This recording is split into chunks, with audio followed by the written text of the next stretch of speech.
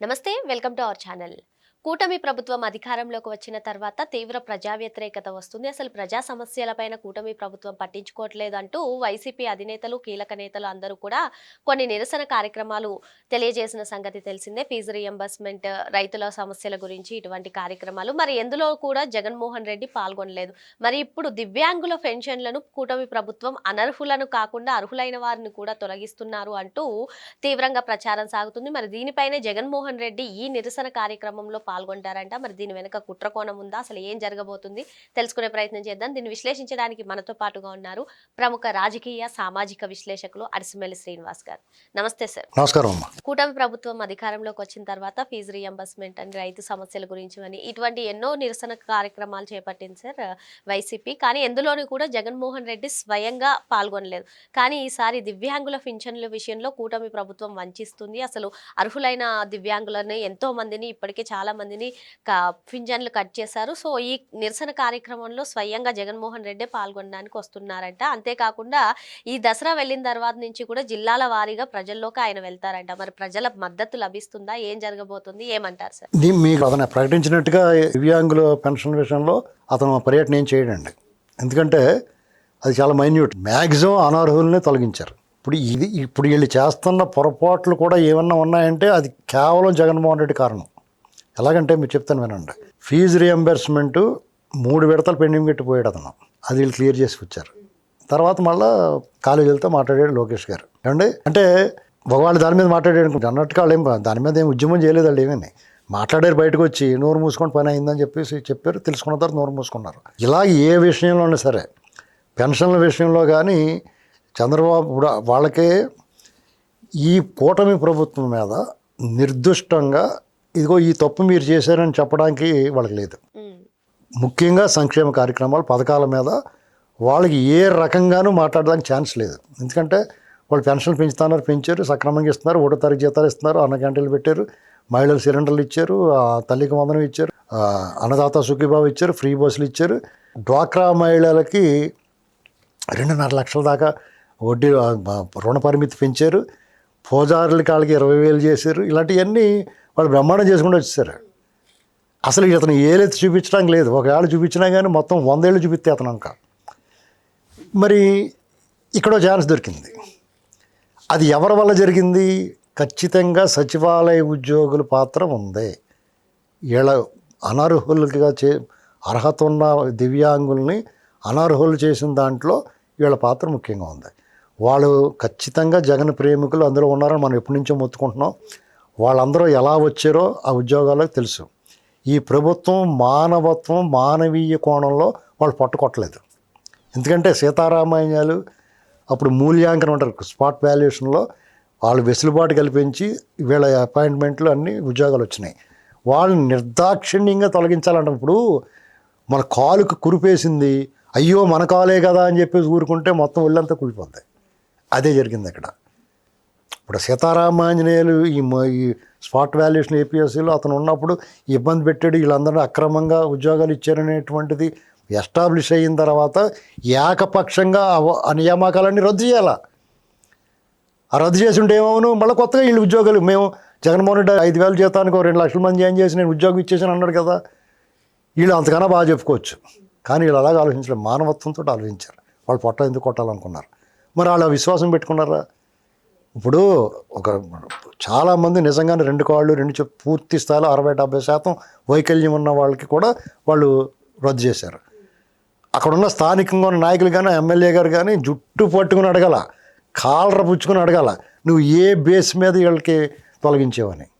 అంటే గుడ్డ చేయలేబడినట్టు కొన్ని పెన్షన్లు తొలగించాలి ఈ అనర్హులు అనగానే ఆ వంకతోటి అర్హులు అనర్హులు జాబితాలు వేసి తొలగించడం అనేటువంటి దుర్మార్గం, అమానుషం.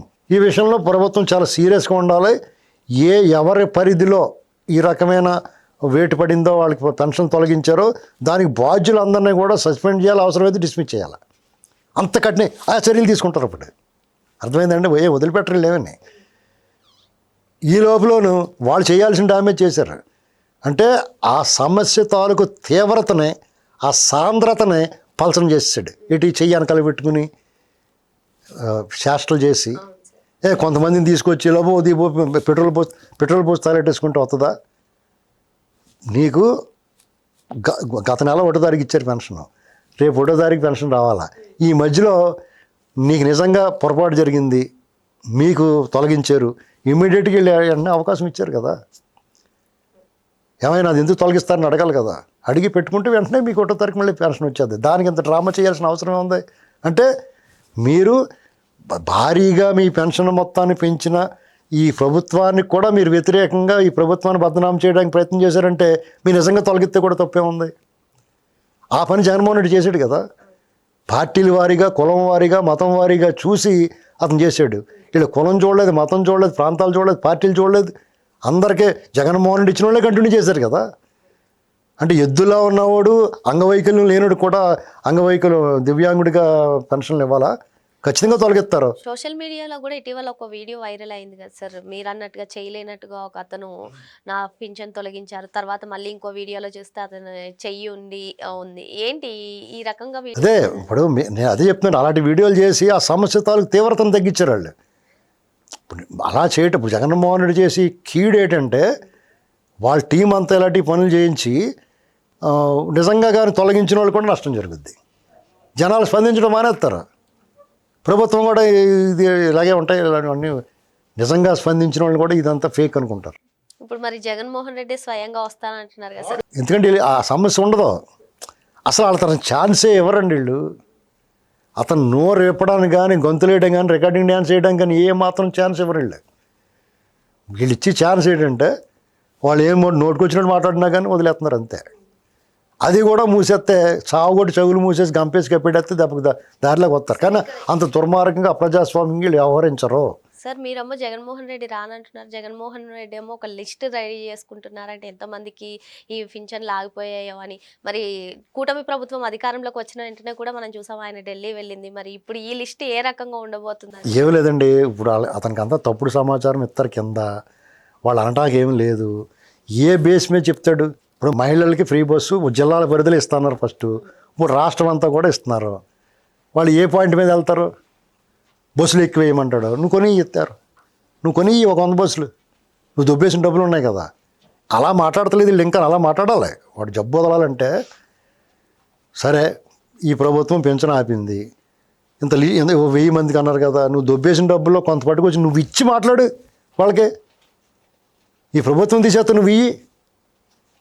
అలా చంద్రబాబు గారు పవన్ కళ్యాణ్ గారు లోకేష్ గారు ఇచ్చారు. కౌలు రైతులకి పవన్ కళ్యాణ్ గారు డబ్బులు కట్టారు కదా. నువ్వు ఎందుకు ఇవ్వవు? నేను ఎంతసేపు తీసుకుంటామే కానీ ఇవ్వటం చేత కదా. నువ్వు నీ చేతులతో నువ్వు పంచిపెట్టు. నువ్వు ఒక నిరసన చేసి నీ గ్యాంగ్ని దొండిపళ్ళని బ్యాచ్ని వేసుకొచ్చి లాండ్ ఆర్డర్ ప్రాబ్లం సృష్టించేదానికంటే పవర్ఫుల్గా ఉండాలంటే నీ ఇంట్లో కూర్చుని ఎవరైతే అర్హులు ఉన్నారో వాళ్ళకి ఎవరికైతే పెన్షన్ లేదో మీ ఇంటికి రప్పించుకుని డబ్బులు నువ్వు లెక్కెట్టి పెచ్చుల్లాగానే అది ఎక్కువ ఎఫెక్ట్గా ఉంటుంది. అది మాత్రం చేయమే. నీ గురించి బాగా కొట్టేవాడు, నీ భజన చేసేవాడికి అభూత కల్పనలో అసత్య ప్రచారాలు, విష ప్రచారాలు చేసేవాడికి ఆకాశమే హద్దుగా చేయమని వాళ్ళకి మాత్రం పేమెంట్లు, పొట్లాలు, లెదర్ బ్యాగ్ నిండుగా డబ్బులు పంపిస్తావా? నిన్ను ఎవడు నమ్ముతాడా? మీ ఇంట్లో వాళ్ళే నమ్మట్లేదు. మీ చెల్లె చెప్తుంది కదా నువ్వు ఎలాంటాడు బావ. నీ కథ ముగిసింది, నువ్వు ముగిసిన అధ్యాయం. నువ్వు ఎంత రికార్డింగ్ డ్యాన్స్ చేసినా బోర్ కొట్టేసి పోతారు పక్కకి. నువ్వు ఒడిలిపోయిన ములక్కాళ్ళాడు, నువ్వు ఎందుకు పని చేయవు? నువ్వు నేను ఇత్తనాలకు తీసుకోవాలంతే. ఇప్పుడు ఎండిపోయిన కూరగాయలు ఏం చేస్తారో ఇత్తనాలకు తీసుకుంటారు అంతే కదా. అవునా కదండి? అటు పూర్వం కోరిక అది ఉపయోగం ఉండదు కదా. ఇత్తనాలు వేస్తారు, పండితే లేకపోతే లేదు. నువ్వు అంతే. రేపో మాపో నీ ప్రత్యామ్నాయంగా మీ ఇంట్లోంచే మీ చెల్లెలే ఆ కాంగ్రెస్ పార్టీకి జాగ్రత్తగా నీరెట్టి ఎరువేసి పెంచుకుంటుంది. నీ గ్యాంగ్ అంతా అందులో పోతారు. రాష్ట్రానికి నీ పీడ వదులుతుంది, కానీ నీ తాలూకు అంశ వదలదు. ఎందుకంటే ఈ రాష్ట్ర ప్రజలు చేసుకున్న దౌర్భాగ్యం అది. ఎందుకంటే మీరు అలా పీడిస్తూనే ఉంటారు. సీసాలో పెట్టి బంధించినా, దాన్ని తీసుకెళ్ళి పాతాళానికి తోసేసినా కానీ ఎవడో ఒకటి దొక్కుతాడు ఆ నిమ్మకాయ, మంత్రించిన నిమ్మకాయ, మళ్ళీ దయ్యం బయటకు వచ్చేస్తుంది. తప్పదేక భరించాలి. నీ రూపంలో కాకుండా ఇంకో రూపంలోనే వస్తుంది. ఎందుకంటే నువ్వు వెళ్ళిపోయినంత మాత్రం బస్సు వచ్చిన ధర్మాన కృష్ణప్రసాద్, ధర్మాన కృష్ణదాసు, ధర్మాన ప్రసాదరావు గారులు ఇలాంటి వాళ్ళు అందరూ అక్కడే ఉంటారు కదా. అంబటి రాంబాబులు, పేరు నానీలు, వీళ్ళు ఏదో రూపంలో అక్కడే ఉంటారు. వాళ్ళు వచ్చేస్తారు ఇంకో రూపంలో. దీన్ని ప్రజలు అప్రమత్తంగా ఉండాలి. ఈ ప్రభుత్వం కూడా ప్రజలకు భరోసా ఇవ్వాలి. వీళ్ళని తోలు తీసి తాట తీస్తాం అనేటువంటి దాన్ని నిలబెట్టుకోవాలి. ఇంకా ఎందుకంటే వీళ్ళు చేయాల్సిన పనులన్నీ చేస్తారు. రేపో మాపో ఈ నిర్మాణాలు వీళ్ళు తీసుకొచ్చిన కంపెనీల తాలూకు ఫ్రూట్స్ అవన్నీ కూడా అందుతాయి జనాలకు రేపో మాపో. ఈ లోపల వీళ్ళు ఇచ్చిన హామీలు సంక్షేమ పథకాలన్నీ కూడా జనాలకు అందుతున్నాయి. అందుకని వీళ్ళు ఏసీ రికార్డింగ్ డ్యాన్స్కి ఎవడో జనాలు ఉండలేదు. ఆ పాటలు నేను వేసేవాడిని పోండి అంటున్నారు. కాబట్టి ఇప్పుడు ఇది టైము. మీరు బెల్ట్ సిదిగిపోయేలా కొడితే, ముడ్లు వాసిపోయేలా కొడితే జనాలు కూడా బాగొట్టారంటారు. అది గుర్తుపెట్టుకోండి. మరి జగన్మోహన్ రెడ్డి ఏదైతే పింఛన్ల విషయంలో ఆయన బయటకు వస్తా అంటున్నారో ఆ బయటకు వచ్చే ప్రసక్తే లేదు. బయటకు వచ్చినా సరే ఎవరు మద్దతు ఇవ్వరు అని చెప్పి సార్ చెప్తున్నారు. మరో అంశంతో మళ్ళీ కలుద్దాం. Thank you sir.